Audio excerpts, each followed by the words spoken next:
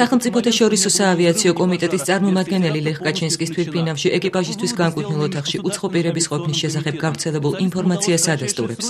მისივე ინფორმაციით იდენტიფიცირებულია ერთი ადამიანის ხმა და მიმდინარეობს დანარჩენი ხმების დადგენა. ტატიანა ანოძინამ განაცხადა, რომ ლეხ კაჩინსკის თვითმფრინავზე, რომელმაც სმოლენსკთან ავიაკატასტროფა განიცადა, ხანძარი აფეთქება ან ტერაქტი არ ყოფილა და ყველა სისტემა მიწაზე დაშვებამდე გამართულად მუშაობდა.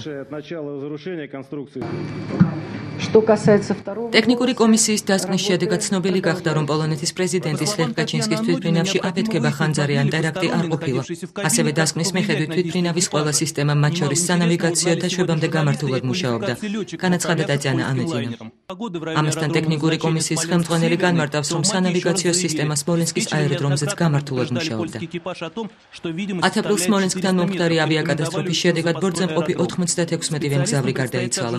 მათ შორის პოლონეთის პრეზიდენტი ლეხ კაჩინსკი, მისი მეუღლე მარია და პოლონეთის სახელმწიფო საერო და სამხედრო პირები.